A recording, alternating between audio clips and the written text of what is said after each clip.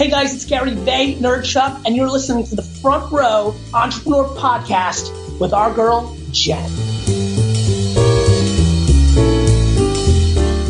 You're listening to the Front Row Entrepreneur Podcast, episode number 13. And man, oh man, am I excited about our next guest. Not just because she's probably the nicest person on the internet, but I have about a million burning questions about LinkedIn, and I know she has the answer. She's co-founder of Vangresso, which is the largest provider of full spectrum digital sales transformation solutions. She's known as the LinkedIn expert. She's the author of the best-selling LinkedIn Marketing an Hour a Day and LinkedIn 101 Ways to Rock Your Personal Brand. She's a regular contributor to Forbes, Inc., Entrepreneur, Selling Power, and the Social Media Examiner. And I'm sure the following credential is the one she uses at the top of her LinkedIn profile. And that is that for the third year in a row, she will be the LinkedIn camp counselor at my online social media summer camp, which you could check out at Camp with Jen. And of course, there'll be information in the show notes as well. This superstar, in fact, right now at this very moment is joining us from LinkedIn headquarters. So, ladies and gentlemen, I bring you the LinkedIn expert, Viveka Von Rosen. Hey, Viv, welcome to the show. Hey, how are you? Good to talk to you again. Great to talk to you too. So I know you're busy. I'm wondering if you have been especially busy, given it seems to me like there's this huge new interest in LinkedIn. I don't know if it's the native video or the fact of the Facebook algorithm disaster. I don't know what it is, but like suddenly everybody's hot for LinkedIn. Is this true? Yeah. That's, it's social media marketing world. That's kind of suddenly LinkedIn was like this new social media site that everyone should pay attention to, even though it's the oldest one out there. But yeah, like, and people who poo-pooed on LinkedIn before are like, maybe it's not that bad. So, it definitely seems to be getting a refresh and a rebirth. And, part of that is exactly what you said. It's Facebook is, and all, well, Instagram, maybe not so much, but Facebook's definitely seems to be messing with its timeline a lot. And same thing with Twitter, and LinkedIn is still pretty native, is still pretty authentic. So I think people are appreciating, the old schoolness of LinkedIn until they change it again. Except I see people like just out with their hair on fire over there because like, somebody will post a meme or something and then people just freak out and they're like, this is not Facebook, get it off of here. And then and the messaging feels very, and then every time they do that, it gets it even more visibility and power. I mean, if you don't like something, just block it. Don't complain about it because it'll only bring it back up to the top. Yeah. There's still some Facebook type posts showing up on LinkedIn for sure. Math quizzes and pictures of beautiful horses and things like that. Right. But the chat's very like Facebook-esque, but in a good way. Like I really like it. Yeah. I'm a big fan of what they've done with LinkedIn messaging. So, of course they couldn't call it Messenger because that was Facebook, but, so LinkedIn messaging, but yeah, it's got the active status. It has the ability to upload GIFs, and the GIFs are actually the same that they have, the tenor GIFs that they have on Facebook, which is funny. It is very interactive. In fact, just today, I was having a chat back and forth with one of my profile writers, on LinkedIn as if we were chatting on the phone because it is that immediate now. It is definitely more of a chat feature than it is a email or inbox. But some things about LinkedIn are really still kind of rusty or janky, or I don't even know what the word is, but like, what is the deal with LinkedIn groups? Like, are they a thing? Are they not a thing? Should we be using them? Are they history? I mean, personally, I think they're probably being close to being history. I heard from one of the insiders that they're literally talking. Of course, I've heard this before and said it before, and then it didn't happen. So grain of salt. But yeah, I heard from an insider that, they're probably going to be doing away with it. And it's too bad because there's so much power in groups, as we can see with Facebook groups. I mean, Facebook groups are better than ever. But yeah, I think LinkedIn groups are going to be a thing of the past. it's such a simple thing, right? And I think this is why, believe it or not, why G plus communities did really well was because of the notifications. If you don't know, or the highlights or the notifications, if you don't know that someone has commented on your post or your discussion or your update, then how can you have a conversation with them? And then what's the point, right? If you're not having conversations, kind of what's the point of groups? If you're not having conversations, then it is just a spam fest. And of course, LinkedIn got, right? So I'm like, that is like a genius, like insight. That is like, you have no idea, like the skies just parted and the sun just blasted through the clouds for me, because that is it. That is the reason. And I didn't know why. It was like we don't get notifications in LinkedIn groups. So that makes all the sense in the world, because you forget what you post. Yeah. I forget what I had for breakfast right, exactly. 1 hour ago. So I'm not going to remember. And technically you get the notifications, but you don't. No, you don't. You know? Right. The LinkedIn Groups app, which they only ever, I think, released for the iPhone, that was pretty good for notifications, but you A, had to know about it, and B, they got rid of it. So yeah. And I mean, the groups that worked really well. I mean, people have built businesses up on the backs of these LinkedIn groups. I wasn't one of those people, but I mean, but I hear they have. Right. I've heard all sorts of stories. Okay. So I kind of crowdsourced some questions from the amazing members of my community, the Front Row. And because honestly, like, it is just a hot topic. Like, LinkedIn is just this sexy social channel all of a sudden. And so when I put the call out for questions at LinkedIn, I got like 1 million. So sure. I'll just ask a few. Okay. What about LinkedIn advertising for the little guy? I would say most of my listeners are entrepreneurs or small business owners. Does LinkedIn advertising make sense for us? But you have to come at it the right way. I literally just shot this video for LinkedIn Learning yesterday. Be realistic. Like, what are you using the ads for? Are you trying to sell a $500 product or $5,000 product or even a $50 product with a text ad?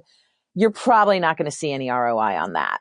However, if you're using, and I'm a big fan of the sponsored updates and sponsored video now. If you're using that to create awareness about your brand, your company, yourself, if you're using it to build top line awareness, I just said that. If you're using it, for, thought leader positioning, a little bit more exposure, and eventually to get people into your funnel, then I think it works really well. Now, the secret to LinkedIn ads, both text ads, sponsored updates, and again, I'm not a fan of the text ads. Those are just the little boxes you see on the right-hand side. But the sponsored updates and the sponsored videos, if you hyper target, if you try to get as close to 1,000 people as possible in your targeted group and do more ads, like you can use the same video, you can use the same update, but in the description section, you can customize it to your particular audience, be it by location or by industry or by group member or by keyword or whatever it is that you're targeting, by sex, by age. The more you can hyper target those groups, the higher ROI you'll prove. And it takes a little bit longer, but LinkedIn advertising now has the ability to save your audiences. So once you've created an audience, you can just click on it. You don't have to recreate the wheel every time. And when you go back in to sponsor an update, you can change the text in the description. So it's relatively easy to do, to create those multiple micro-targeted ads. And that's where I begin to see some return on my investment in people, getting to know who I am, maybe clicking through to my website and then jumping into my lead magnet. But trying to sell something on LinkedIn through ads doesn't work real well. Yeah, but I want to go back to the sponsored post situation. So, like, let's say, first of all, I don't know what has happened to my own LinkedIn. I think is there some new algorithm that kicked in with LinkedIn that is punishing me? Okay. So they're punishing me, I'm sure. No, for, when I first started my LinkedIn account, I don't even think I had a Facebook. I don't even think I had a profile. Okay. I don't even think I had a business.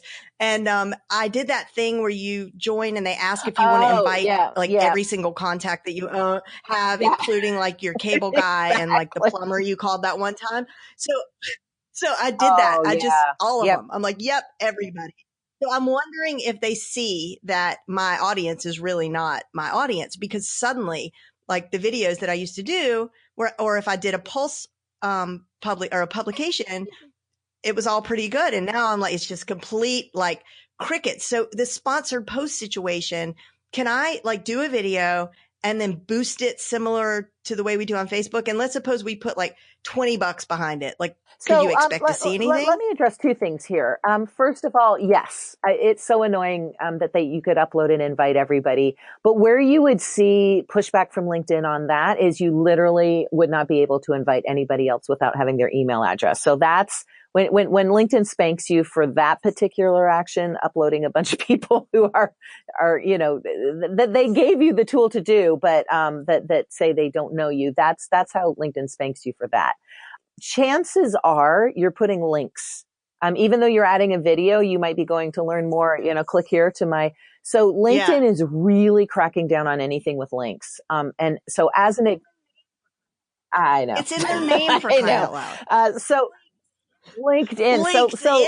I've run this test a few times and, understand this is analogical. It's not, it's not true numbers. I've only run the test a few times, but so I did an article on LinkedIn Publisher or something. I can't remember, something LinkedIn-ish. And so I wrote the article, what you called Pulse, but the published post on that, or the published article on that, it got like 55 views. And then I wrote an update and pointed back to it, and it got like 150 views. And then I did a video and I pointed back to it, and it got like 1,500 views. And then I did a video, but I didn't point back to it. I said in comments below, check it out. And it got like 15,000 views. And then I did an update, a long form update, which is just simply using as much as those 1,300 characters as possible, but still in update form, and put a link in the comments below, not in the actual thing. And again, it got like 15,000 views. So published article. So it's like you're backlinking to your own article. It's bad, but it is, well, and that part doesn't really matter. It's really about where you put the links. So first of all, publisher, LinkedIn Publisher. I just recently wrote an article, for LinkedIn. Actually it was through, but anyway, it was basically for LinkedIn. They knew about it. They said they were going to promote it. And I ended up getting 1,500 views. And that's like with LinkedIn actively promoting the post. And that's less than I used to get just throwing something up there at some time. Right. So long form posts, I mean, if you're already writing articles or published articles, if you're already writing blog posts, you might as well put them in there, because you can point to it and it proves you're an expert on LinkedIn, and people can see it and read it. But I wouldn't create posts specifically just for LinkedIn anymore. Long form articles rather, just for LinkedIn anymore. Now, the update part of it, right? The spaghetti on the wall part of it though, if you are doing video, just if you want to add a link to the video, so when I'm talking about video, let me back up even more. When I'm talking about video, I'm talking about native video, shooting a video on your phone or on your computer and then uploading it into LinkedIn. So that's native video, as opposed to just sharing a link to a YouTube video, because that's a link and it's just not going to get the visibility, because I also tested that. So if you've got a video that you've uploaded at some point to YouTube, but you've still got that raw native video, then just upload it into LinkedIn raw, and that will get you significantly more visibility. And then if you do have a link that you want to point people to, either back to YouTube or to your website, just in the description, because you get 1,200 characters when you add a video or upload a native video, in the description say, for more information on this, check for the link in comments below. So you don't put the link in the article itself or in the text itself. You hit after you've done your video, you've put your up to 1,200 characters worth of text. You've put your emojis and you've mentioned people and you've added your hashtags. You hit post, and then you go in and you comment on your own post and say, here's the videos, or here's the link I was talking about.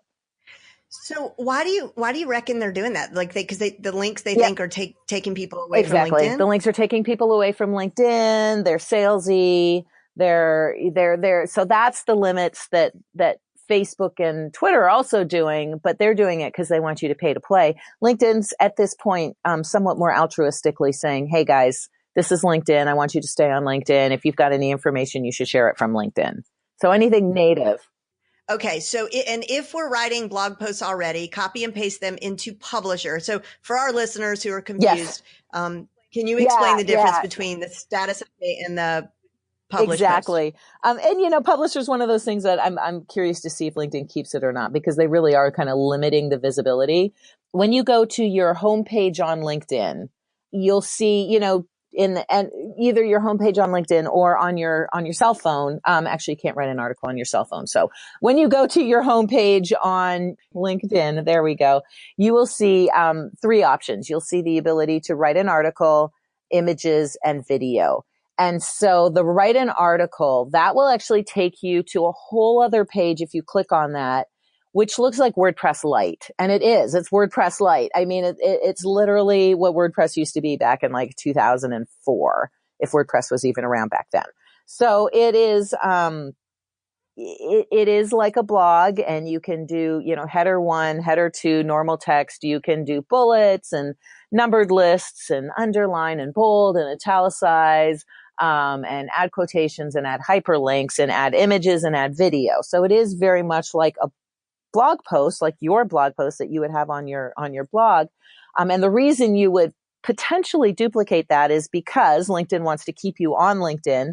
And so if someone's at your profile and they're considering hiring you, and you've got this article there that talks about the very thing that they're interested in, and they read through it and they take the time, to read through it. So now they've got stake in the game because they've actually spent time on your profile. And they're like, oh my gosh, this guy or this gal really knows what they're talking about.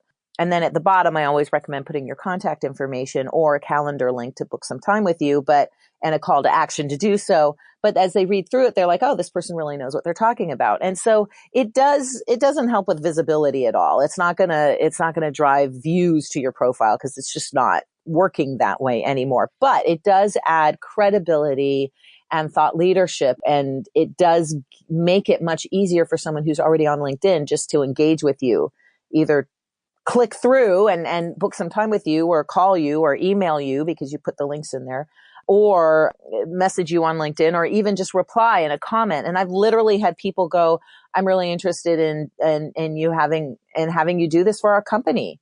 And I mean, it's like, okay, that's good. Let's move forward. Didn't it used to be that they would notify all of your contacts whenever you publish? They don't do that anymore? They don't really do that anymore. So again, I've kind of not so much, not to the extent that I've thrown my hands up in the air around groups, but I've kind of like gone, okay, let's let Publisher be what it is, which is just a way to position yourself as a thought leader. If you want to continue to get visibility on that post, you can share it as an update, once a week or so. That's fine. You just literally go back in and click on that little share swooshy thing, that little sharing arrow, click to LinkedIn and Facebook and Twitter if you want, and share the article as an update again. Or of course you can put it into whatever, MeetEgg or whatever, social sharing tool that you're using. LinkedIn doesn't seem to have the issues with sharing tools that Facebook and Twitter now have. But having said that, any share you do with a link in it, even if it's back to a LinkedIn platform, LinkedIn just doesn't like those links anymore. Okay. Well, that's great information because it's going to change the advice that I give to people about LinkedIn. So thanks for that. All right. Also, I want to get something straight for the record. So a lot of people, and I even saw someone on video on LinkedIn say, this is my first time going live on LinkedIn. Yeah. I'm like, you are not live. You are recorded. Exactly. So, all right. This is another video I just shot for LinkedIn Learning. It's not live. It's almost live. It's almost live. It's live-ish. You can make it look live. It is kind of genius because here's the thing, like on Facebook and Twitter and Instagram and anywhere else that we might do live video, we're kind of used to the non-professional manner of which people do live video, like in their car, in their Chewbacca masks, right? Right. Like, and don't even get me started. But on LinkedIn, we are expecting something slightly more professional. So that's the nice thing about it being almost live. You know, right? You can shoot it on your phone. You can create a well-crafted video on your computer. You can add your captions. You can add your links in there in the video itself, not into the text around the video. You know, you can do whatever you need to do to edit it, make it a little bit better. You can shoot it on Zoom where they have, oh my God, guys, ladies especially, never mind the guys, ladies. I know what you're going to say, right? because Zoom it's everything. It's everything. Zoom has this new filter. Well, it's not new. It's a year old. It's new to me filter that it's what improved my appearance or something like that. Touch up my appearance. Touch up my appearance, which gets rid of the wrinkles and the shininess and the blemishes. It doesn't have a good hair day app yet, but it. I mean, I'm freaking in love. So I'm like, from now on, shooting all my videos on Zoom, saving them as an MP4, and then uploading them separately. It is a real thing. Like, it is a real consideration. Consideration. When Google Hangouts got rid of their smooth effect, yet they kept the pirate patch, eye patch, and the clown nose, but they got rid of the only filter they got rid of was smooth effect, which was, it made you look so amazing, like even without a stitch of makeup. So it's because, no offense, guys, but it really is because all the developers are guys that are creating this, and they do not know that if Zoom just went out and marketed this feature and put it in front of their messaging, I mean, people would come in droves. But anyway, I digress. Okay. So on video, what do you see as like examples of people who are using it really well right now on LinkedIn? You know, and so it's kind of all over the map. So the people who are doing it really well, or who are getting a lot of views, so my friend Jim Keenan, he's Keenan period, like literally Keenan space period on LinkedIn. If you want to find him, he rants. He just rants like a crazy guy, and he uses a lot of foul language, which I'm actually fine with. But his average video gets about 25,000 to 50,000 views. But he's very, very consistent. So what everyone can adopt, if you don't want to adopt the foul language, the consistency of which he does it. So he is setting people's expectations that he will have this content for them to look at. So that's one thing. He is controversial-ish. You know, he's like, LinkedIn profiles are stupid. And so, of course, people are like, oh, they're not. No, they're not. But what he's saying is the way people use LinkedIn profiles is stupid, and they should really use them as a resource and to engage with people and blah, blah, blah. So he always has these controversial or apparently controversial topics that get people riled up and excited and sharing and commenting. So those are two learning points from Jim. Another person who does it really well, because she's just so good at video, is our friend Sue Zimmerman. So, right. Mm-hmm. So she's so comfortable with doing Instagram Live and Instagram videos, and she's got all of those resources. So she's just repurposing them on LinkedIn, but they're gorgeous because that's how she just does gorgeous video. I mean, she's got such a good eye, and the color is good, and the composition is good, and the content is good, and they're polished. But they're not polished within an inch of their lives. They're still very human. And she also has the language. And so she gets a lot of views and a lot of engagement. Another person who does them really well, not as often, but still does them really well, is actually my colleague, Kurt, who is the master of the green screen. So I think his most popular video got a ton of views, and it was actually a salesy video. We were doing a conference for Frost & Sullivan in Tahoe, and so he green screened himself talking about the conference, but skiing down a hill. And brilliant. It was brilliant. He got just so many views and comments. Now, I actually shot a video of me literally skiing down a hill and sharing the same kind of content about Frost & Sullivan, and got far less views and comments. So people like the green screen. So that was a much more produced type thing. Something that's going on right now is the CEO of our new company, Mario Martinez, is posing a knockdown, drag out fight between himself and Gabe Larson of Inside Sales, talking about inbound versus outbound sales techniques. And so now that it's almost launched and we can talk about it, it was definitely produced. They're friends, there was no antagonism there, but it was really to drive visibility around this. Oopsie daisy. It was really to drive visibility around this webinar that the two of them will be doing together, talking about inbound and outbound sales strategies.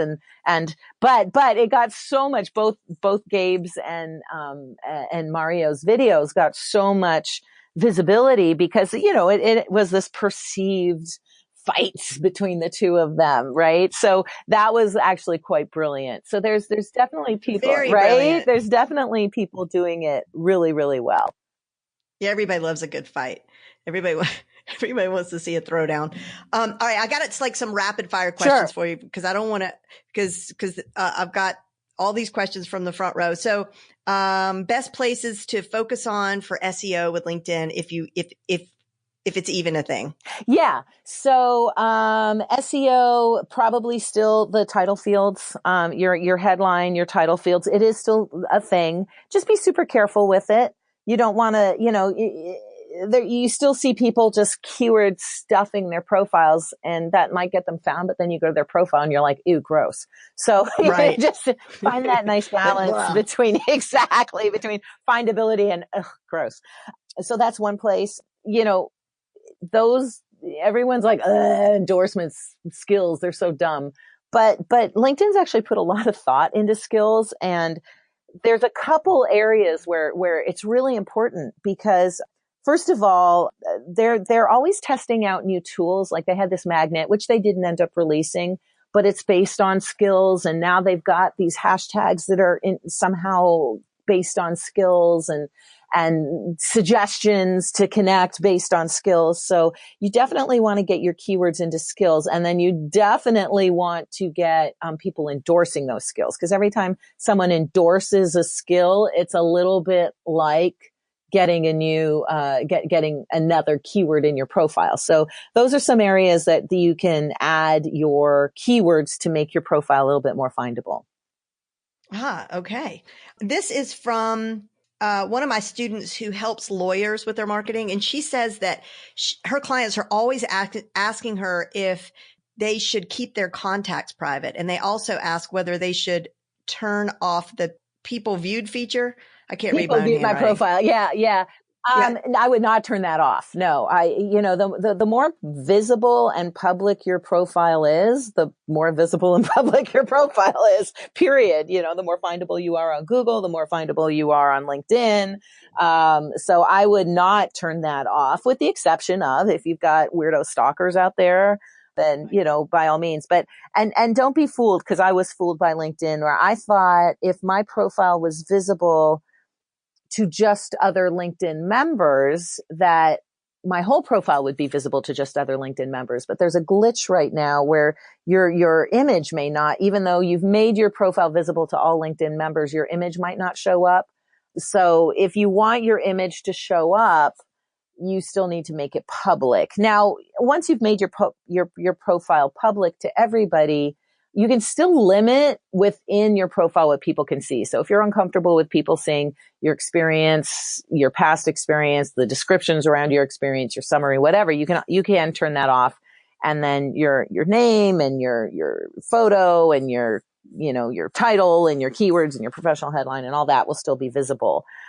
So it is always up to you. But if you are looking for more visibility on LinkedIn, then you need to be more visible. Now, as far as people also viewed, that's when LinkedIn shows you other people that have other profiles that people have viewed along as well as yours. And I like it because I like to see who basically my competition is out there. Some people don't like it because they're like, ugh, well, if they don't like my profile, then they're going to go look to the right side of my profile and there's my competitor and they're going to go over to that person.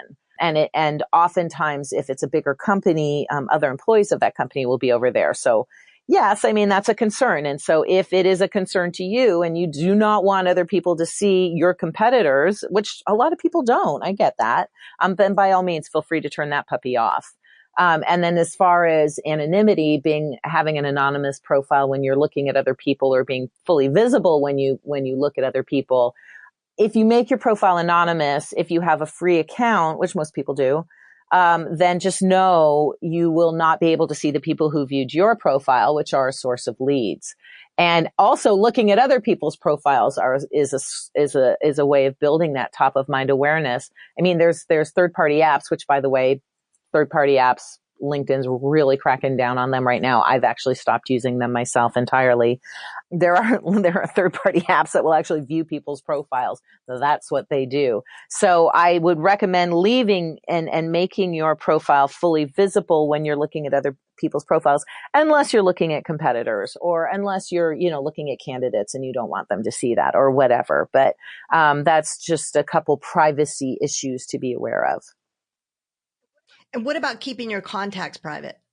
That is completely up to you. There's no downside, upside. Now, what I tell people is, remember, and thank you for bringing that up, because there's one more thing I wanted to add, which is a new setting.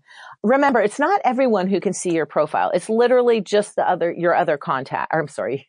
It's not everyone who can see your contacts. It's literally just your other connections can see each other. So if you have a gazillion connections on LinkedIn that I do, and you absolutely know that you are probably connected to your competition, and you know they're savvy, and you know that they're looking at your network to get, prospects for their network, then, turn that off. Make your connections visible to only you. However, if you've been very strategic about your network, you're not connected to any other competitors, then absolutely leave it on, because one of the benefits of that is the introductions, where you can ask for introductions and other people can ask you for introductions. And that's one of the most, now they took away, so let me clarify this. They took away the introduction tool, except for in Sales Navigator, which is the premium sales account. But you can still do it old school, right? Like, hey, I see that you know Jen. I've been I loved her podcast and her social media camp program for years. I was really hoping you'd be willing to introduce me, and do it old school, like through a phone call or an email, or through messaging on LinkedIn. So you can still do it. It's just that the actual click get introduced to tab is gone. Now, the other new thing, which I really, really, really, really like, is LinkedIn used to, so make sure to check this in the privacy settings under privacy. LinkedIn used to, if you were first level connections, automatically show, and by default it still does this, show your email address. And what happened was, I would connect with someone, I'd vet them, but some people slipped through. And the next thing I know, I'm on all of these freaking email lists, because all they've done, the second we've connected, they've just popped my email without my connection. This is a huge pet peeve of mine. Popped my email without my permission into their email list. And that just drives me insane. I connected with you on LinkedIn. I did not want to get your email on the latest aerospace technologies, no lie. And so that drives me insane. Anyway, so you can make it so that first level connections can message you through LinkedIn, but they can't get your email. And I have definitely turned that off. And I am not getting on nearly as many email lists as I used to. Now, my email address is still extremely visible on my summary section. It's still right there. So if people wanted to take 10 seconds and look for it and find it, and then I guess manually add me to their email list, they could, but no one does. So, right, because I'm sure it's a scraping tool. It's a scraping. It's an if, right? If this and that. If this person connects, then add them to my email list. And since people are lazy, I don't have to worry about it anymore. Where is that in settings? I'll find it. It's just settings. It's, settings, privacy. And so under the me, you go to settings and privacy. Then you click on the privacy tab again. And then it's right under this, the second one, who can see your email address. And now you can make it only you, first degree, first and second, or everyone on LinkedIn. It's funny because in the past, I would have said everyone on LinkedIn, but I've been put on, no lie, I probably opt out of 15 to 20 email lists a day. And so not quite as many now that I've done this, but certainly in its heyday, it was almost 100 email lists a day that I was opting out of. Wow, that's Yeah. insane. Yeah. And now it's maybe 5 or 10. Yeah. Oh, much better. All right. Well, that's a great Yeah. tip. I'm like, as soon as we Yeah, disconnect, exactly. I'm going over there right away. I'm on it. All right. I'm so on it. Sylvia, who says she is from the same frozen part of Canada where you are from, she says she thinks you're great. And she said, let's see, I'm very careful with who I connect with on LinkedIn. And won't connect with anyone I haven't met in person or had significant dealings with online. Should I accept anyone for maximum marketing purposes? Anyone and everyone? There's a middle line there. It doesn't have to be all or nothing. Right. So, and this is what I do. I connect with anyone who I feel they might be a good resource for me and my business, or I would be a good resource for them. And since I am very much I can help anyone with a computer, or I can help anyone with a LinkedIn profile type person. Like, I'm very specific about my niche. If they don't fall into my niche, then they don't get on there. All right. Yeah. Hashtags, yes or no? Yes. They work on LinkedIn. Hashtags are most definitely a thing on LinkedIn again, like hugely. Hashtags in your updates, hashtags in your published posts, hashtags on your videos, hashtags everywhere. Now, having said that, please don't do what people do on Facebook and add 500 hashtags. It's just gross. So, I mean, yeah, it looks terrible. It looks terrible. So my rule of thumb is 3 or 4 relevant hashtags to your industry, to what you do. And then one hashtag that's very unique, because with LinkedIn, like with the other tools, your posts just disappear after a while. Not your long form articles, they stay forever, but your posts just kind of disappear after a while. And if you've got a really good video or you've got a really good update and you use a very unique hashtag, like we've got hashtag LinkedIn vids and hashtag LinkedIn pics, it's easier to find those updates in those videos for future reference and for future sharing. And it's not either or. And I also share those posts, I also save those posts in a folder on my Chrome browser. But you can also bookmark and favorite them too, so that you can easily find them and share them again. Great. All right. Hashtags it is. My last question comes from a member of the Front Row who is a coach for women who helps them to negotiate. Yes. And while her target audience is most certainly on LinkedIn, she's actually developing a Facebook community where she'd really like to, grow the community. What is the best way, she asked, to invite people from LinkedIn over to Facebook? Yeah, I would manually do it. Now, you could she's absolutely right. It's funny. I'm laughing to myself because one of our user community groups to support our LinkedIn clients is on Facebook. So go figure. Because LinkedIn groups suck. So I would manually invite the people that I wanted over, give them a reason why they should join your group on Facebook. Don't just automatically add them. They didn't ask for it, but let them know why it's a good idea. Let them know the benefits of it. Let them know that there might be maybe there's something that they can get through that group that they can't get anywhere else. So let them know there's some real benefits to joining the group. And then what you might want to do, you could create the content first and just copy paste. I would not send it out as a group message, like, oh God, that just drives me nuts on all the social platforms. Dear Alan, Jane, Jim, June, Jerry, Jack, and Jill, join my group. And I'm going to pretend this is a personalized message to you. I would send the message through LinkedIn, but I would do it individually, one-on-one, because there's a higher open rate.